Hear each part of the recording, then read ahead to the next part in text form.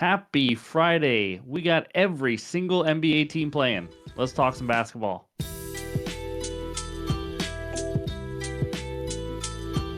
What's going on, everyone? Welcome back in to another episode for Just a Bet Outside. I am your host, Steven, and we are back on a Friday to talk some basketball. And man, we have a huge slate. Does it really matter? I don't know. The NBA is whack right now. I'm just going to say that. It is crazy. We went 1-2 yesterday, small losing day. I don't know how John Morant did not go over that. But, anyways, we'll go over the recap in just a little bit. Quick reminder MLB Best Bets video is out now for the Friday slate as we continue to stack up some winning days in the MLB. But as you guys know, any graphics you see in this video are from OUTLIER, the best betting research tool on the market today. Click that link below. You get a 7-day free trial. So let's get into it. And I got a dad joke. That's right, the last regular season dad joke. Here we go. Someone just called my phone, sneezed, coughed, and hung up. I'm getting sick of these cold calls. Okay. In this video, we're going to recap yesterday, and then we're going to talk teams on a back-to-back. No injury report because it's useless right now. It's all over the place. And then we're going to talk defenses versus the center position like we do every Friday. And then we'll give you the best bets, any leans we have, and the recap. So hit that like button if you haven't already. Leave a comment below to help this channel continue to grow like you guys have been doing all season long. If you have any time at all, leave a comment. And if you're new to the channel, just hit that subscribe button. We're on our way to 40,000 subscribers. Cannot thank you guys enough. But let's get into it. And that means it's recap time. All right, there it is. A 1-2 day. Jalen Brunson over 25.5 points. He had zero interest in scoring, guys. He was like third or fourth in field goal attempts, and he didn't even play most of the fourth quarter. It's the end of the regular season. I don't even know what to say. I think he ended on 15. Maybe he ended up 17. He had no chance at this. Ryan Rollins over 9.5 points. Got the job done. He ended with 12 points. The point guard for the Bucks gets it done without Lillard. And then John Morant over 6.5 assists. This was for the winning night. 5 assists at halftime. Then he gets 6. Then it goes back down to 5 on a stat correction. And then he gets 6. And that's it. He ends on the freaking hook. He couldn't get more than 1 dime in the second half for us to win. Whatever. It is what it is. It's the NBA right now. Under tracker still 81-58 as these were all overs.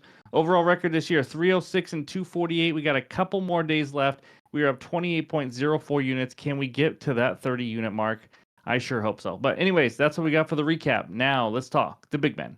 All right, before we get to those big men, we got to tell you who's on a back-to-back, and it's a crap ton of teams. How about 10 of them? That's right. And here's the ATS records on 0 days rest for them this season. As you see, the Bucks and the Knicks, number 7 and number 10 there, they are tied for dead last. 3-11 ATS, Bucks 3-11-1, but still, that's pretty atrocious. That's for sure. Nobody. Let's see. The Pistons are the best, 8-4-2.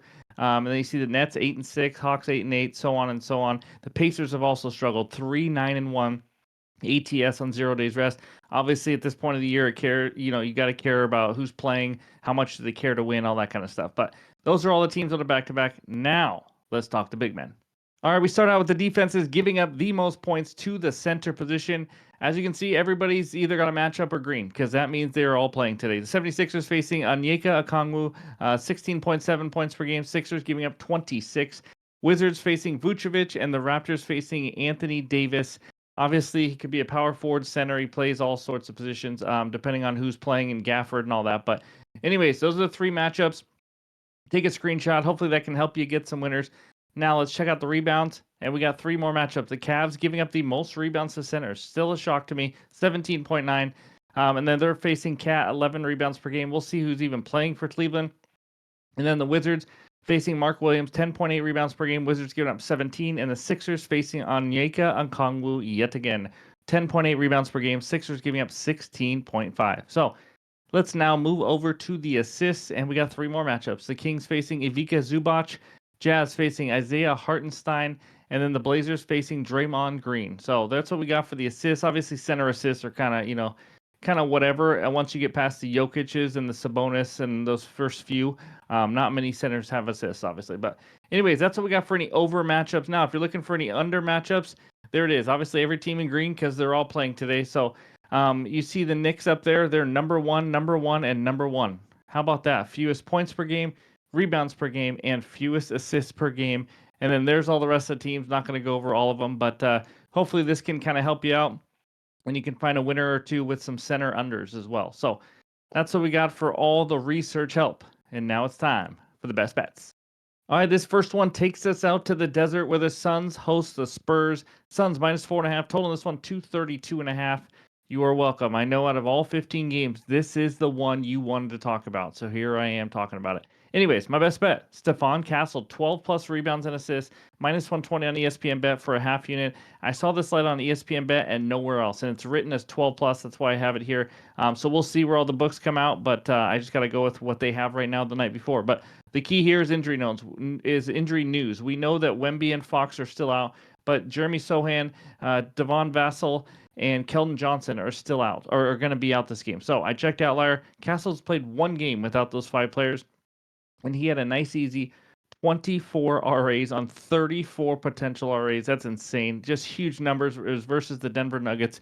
Now, in the last 10 games overall, he's over this line in only 3 of those 10, but still, he's averaging 12.7 rebounds and assists per game due to some big games, which is what I think we're going to get here. Averaging 31.2 minutes per game, 22.8 potential assists, which is already a good number.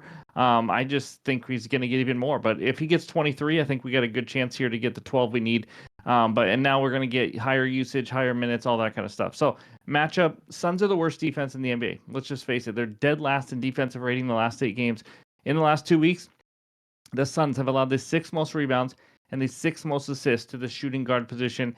This team could care less about defense. I mean, it is atrocious, especially now that they're eliminated from the playoffs. They do not care. I think he has a big game here. So give me King of the Castle for 12 plus rebounds and assists as my first best bet.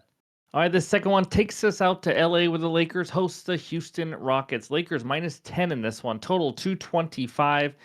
I got a player prop and an under. Give me Luka under 8.5 rebounds, minus 125 on DraftKings. Half unit play for me here. If this wasn't the end of the season and Rockets didn't have a couple questionable players, this probably would be a 1 unit play. So here's why. Luka has played 22 games now with LeBron. As you can see by this outlier screenshot, he's under this in 17 of 22 games. It's wild. He's actually under this line in 15 of the last 16, as you can see there, averaging 7.59 rebounds and 12.7 rebound chances. 12.7 is not a lot if you need 9 to go over this. So matchup-wise with the Rockets, in the last 30 days, Rockets have given up the 5th fewest rebounds per game to point guards. They just don't allow rebounds to guards. It's been like that all season long. It's a very tough matchup. In fact, Luka's played the Rockets twice this season. 1 game with the Mavericks, he had 5 rebounds on, I couldn't see how many rebound chances because it didn't show, but he had 5 rebounds. And then 1 game with the Lakers against the Rockets a couple weeks ago, he had 6 rebounds on 11 rebound chances. He will need probably at least 14 or 15 rebound chances to go over this, and he just flat out hasn't been getting that, and now we have a tough matchup here. So finally, any blowout, injury, foul trouble, works in our favor here. We do have a 10-point spread. Luka's not been a guy continuously getting 10-plus rebounds anymore. As my voice is going out, he's a great matchup for the under. Even with Şengün questionable, obviously we'd like to have him in here to help some rebounds. But still, this Rockets team overall, Amen Thompson, all these guys can rebound the ball. So give me Luka under 8.5 rebounds. That is my second best bet. Again, I'm not going to force too many the night before on what is going to be a crazy day in the NBA because we don't even know who cares to win or cares to play. So, but I'm not quite done. Let's talk one lean.